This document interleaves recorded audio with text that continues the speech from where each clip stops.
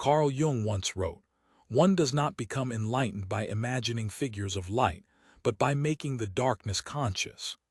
Many of us believe that the shape of our future and the legacy we leave behind are determined by a steady climb of accomplishments, status, or wealth.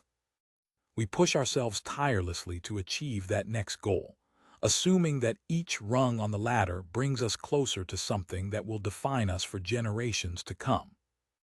Yet we often forget that our greatest legacy may not lie in the external accolades we earn or the roles we perform, but in the quiet depths of our own psyche, an inner journey where the seeds of our true contribution are planted. What if the most powerful impact we can leave is shaped not by how many trophies line our shelves, but by how we integrate the unseen parts of ourselves? Could it be that the kind of legacy that resonates through time is forged in the crucible of our own psychological transformation, rather than in any purely external accomplishment? If so, how might we begin to cultivate this deeper sense of inheritance? Are we missing our most significant creative power by hiding from the shadows within us, rather than allowing them to guide us toward a more genuine and lasting legacy? Most of us start our adult lives believing that success is measured by outward markers: a stable career, a family, a home, and perhaps a certain level of comfort. Society encourages early ambitions: the bright-eyed teenager picking a university major, the new graduate chasing the first big break, the young professional accumulating social proof. We become so fixated on these early trophies that we rarely pause to question whether they truly reflect our deepest selves. By the time we reach midlife, a subtle discomfort often creeps in. We find ourselves longing for significance rather than mere success, for contribution rather than mere achievement. Modern culture, however, tends to dismiss this longing as a natural byproduct of aging, urging us to keep the same frantic pace and chase an ever-evolving set of goals. This perspective can obscure a more profound reality: that midlife, indeed, any period of life where we sense a shift in our priorities, presents an opening to become a custodian of wisdom for the next generation. Jung's observations about the psyche's development tell us that we must honor such transitions, for they signal the stirring of deeper psychological forces that guide us toward genuine fulfillment. In the early stages of adulthood, we often mistake our societal roles for our true identity. This misconception leads to the belief that our personal value is purely in how productive or useful we appear to others. By contrast, Jung's model of human development suggests that the latter half of life, or whenever we come to a crossroads of meaning, is an invitation to engage with our inner world more deeply. Common cultural narratives might say, "Your prime years are behind you, so just enjoy what you have," or "leave legacy building to historical figures." Jung challenges this passive outlook, emphasizing the ongoing nature of our individuation process. He proposes that each person possesses innate psychic structures, archetypes, a collective unconscious, the persona, the shadow, that can catalyze an authentic and impactful way of living. If we become aware of these inner patterns, we discover that building a legacy is not about performing grand external deeds alone, but about cultivating a vital, integrated self from which lasting contributions naturally arise. To understand this more fully, we can contrast the first half of adulthood with the second. In younger adulthood, focus often revolves around establishing an identity in the external world. We seek stable ground: career identity, personal relationships, the manner in which we contribute to society. This is a crucial stage, akin to planting the seeds in a garden, laying foundations that sustain our immediate life. Yet after some years we notice that not all seeds flourish. Some produce abundant growth, some wither away, and some remain hidden beneath the soil, awaiting a different season. We may even realize we planted certain seeds only because others told us we should. This is typically when an inner stirring begins. We find ourselves questioning whether our choices align with who we truly are. Many of us try to suppress this voice, fearful that if we uproot anything, the entire garden might be thrown into disarray. Still, the psyche persists.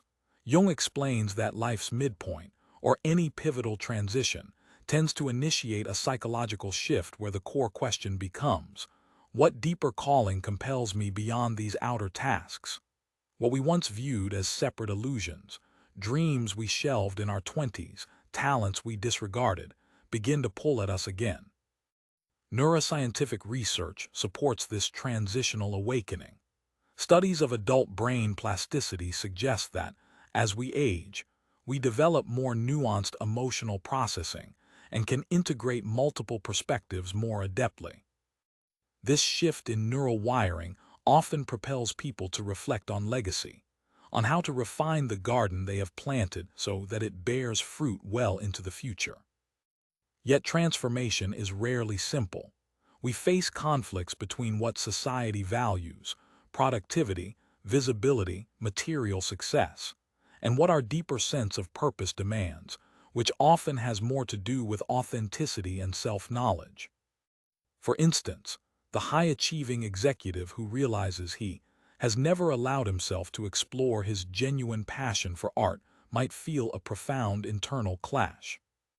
Or the caregiver who has dedicated decades to supporting others might discover an inner calling to write or to teach, but feels guilty for wanting time to herself.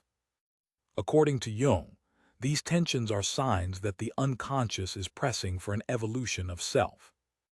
It is not an invitation to abandon all responsibilities, but rather to harmonize your external contributions with your internal truth. Jung introduced several core concepts that illuminate this process. One is individuation, the deep psychological journey toward becoming a whole person, integrating conscious and unconscious elements of the psyche. Individuation often intensifies in midlife or other times of significant personal reorientation, causing old patterns to be challenged.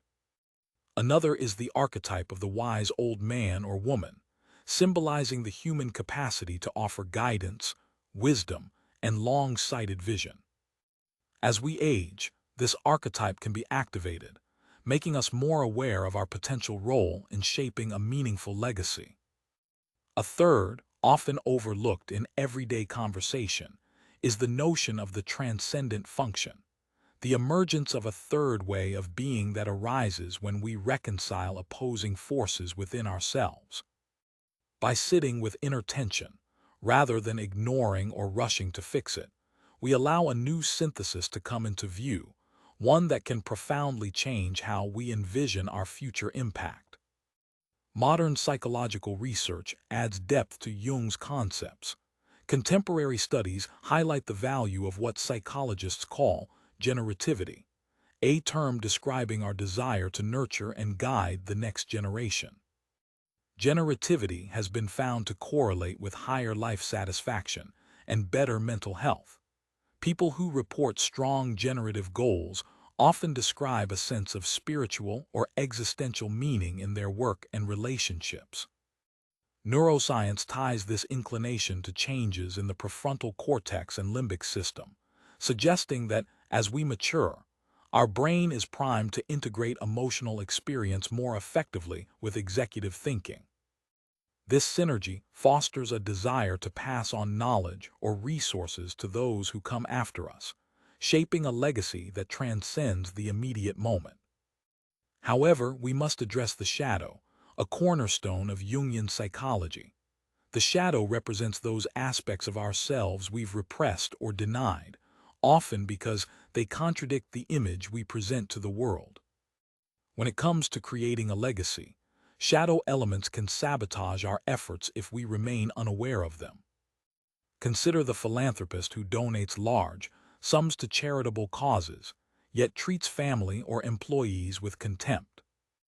Without honest engagement with the shadow, generosity can become more about ego gratification than genuine service. The persona, conversely, is the mask we wear in public, often shaped by external expectations.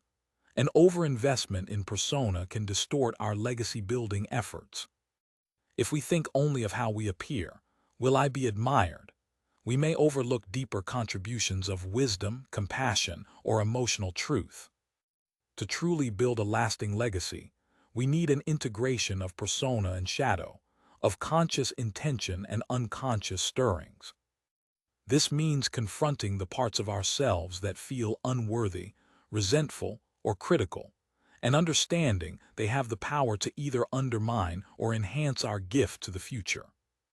By integrating these energies, we become more complete, allowing our outward actions to stem from a place of authenticity rather than performance.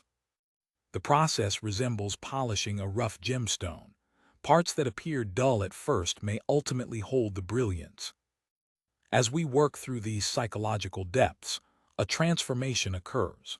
We begin to see that the legacy worth leaving is not a static monument, but a living relationship between our inner truth and the outer world. Think of it like cultivating a forest rather than building a single statue.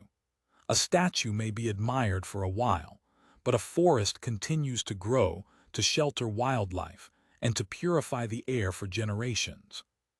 Likewise, an integrated legacy adapts, inspires new growth, and invites others to participate in an ongoing conversation.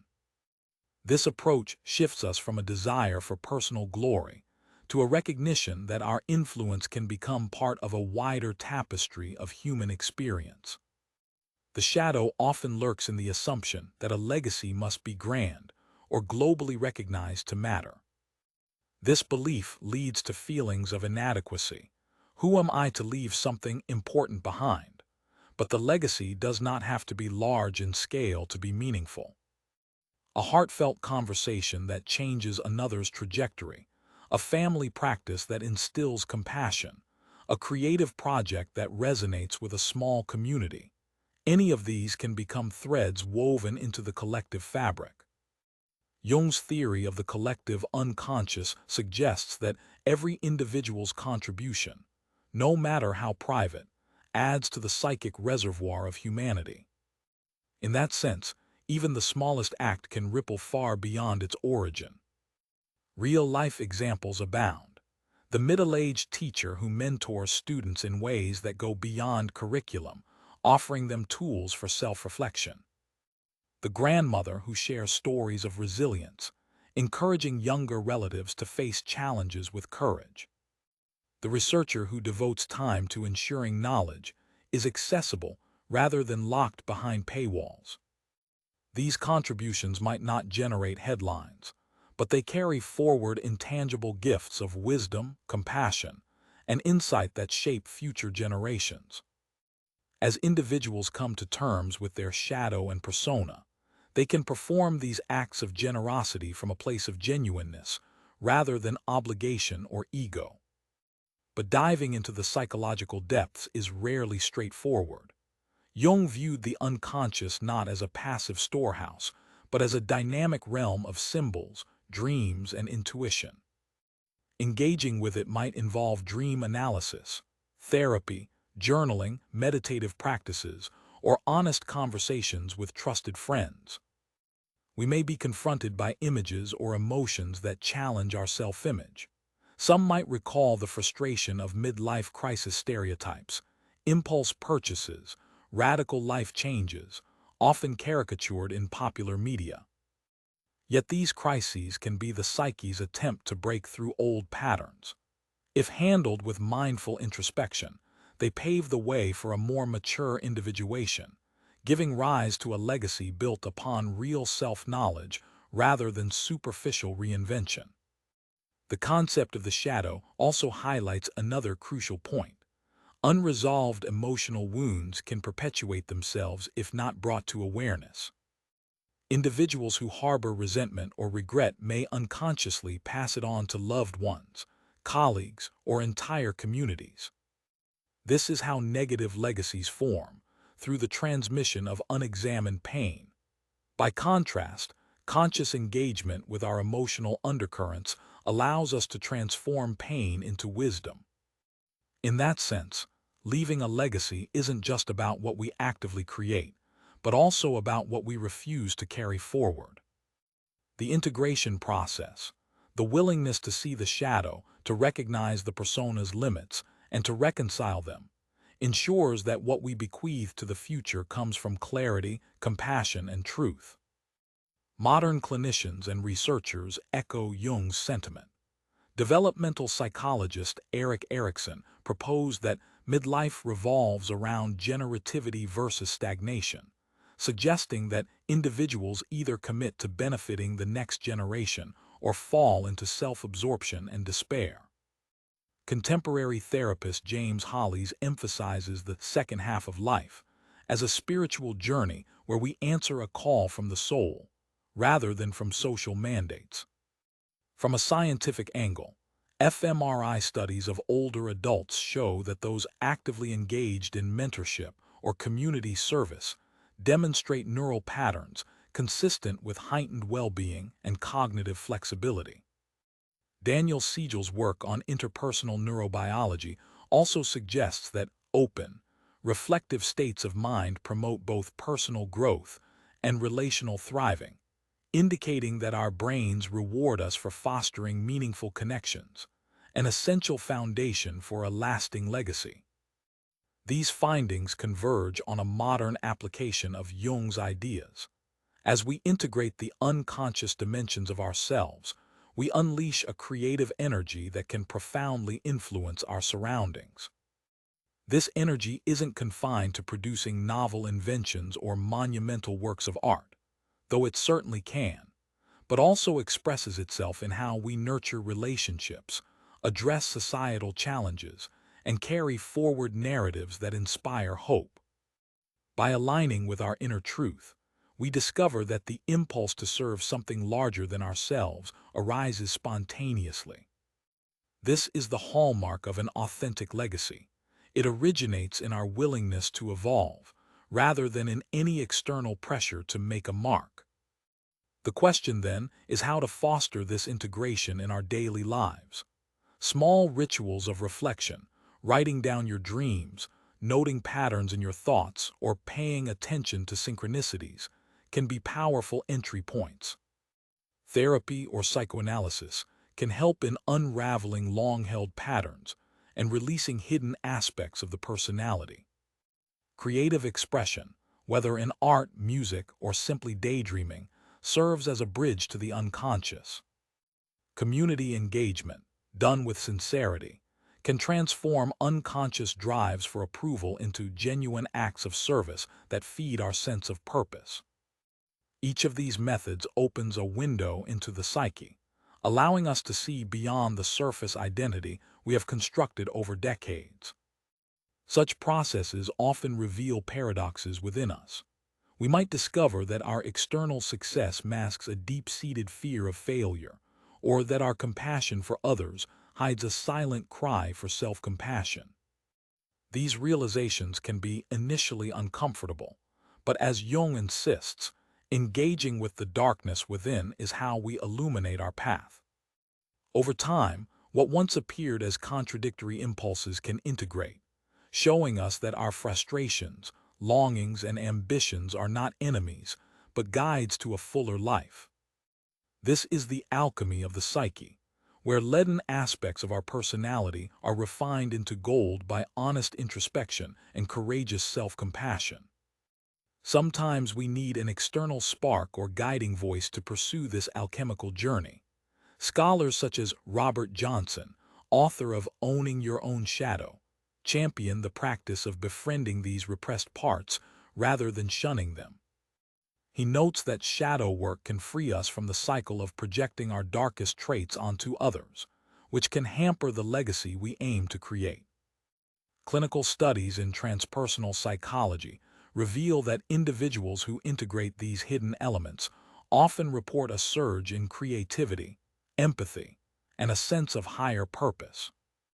Even short-term interventions like mindfulness-based stress reduction have shown positive effects on emotional regulation, enabling people to be more present to the task of living meaningfully. In this new perspective, building a legacy transcends leaving behind mere objects or institutions. It is about evolving into a person who can hold complexities, who can bless the future with genuine presence and wisdom. Thus, returning to our initial tension, will we measure ourselves by external trophies or by the depth of our self-integration? The choice becomes clearer. If you desire to shape a future that resonates through time, start by looking inward.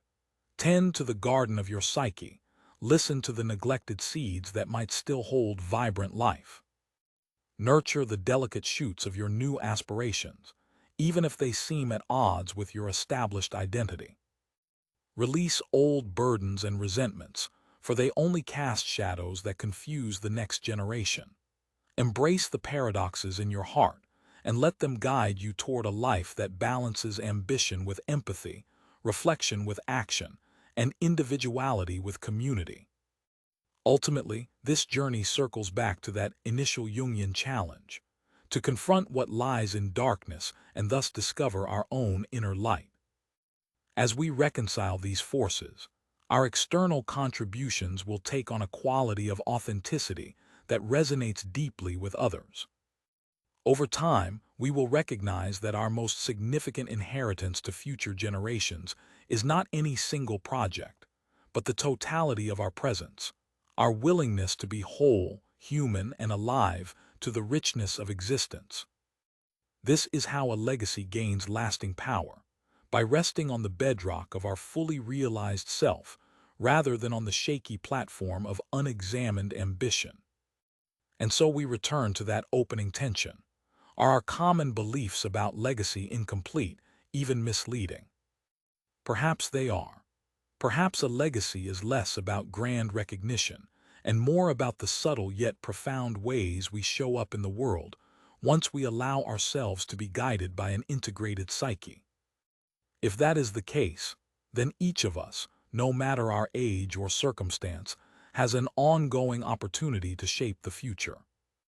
We do so by listening to the depths of our being and daring to bring that wisdom forth.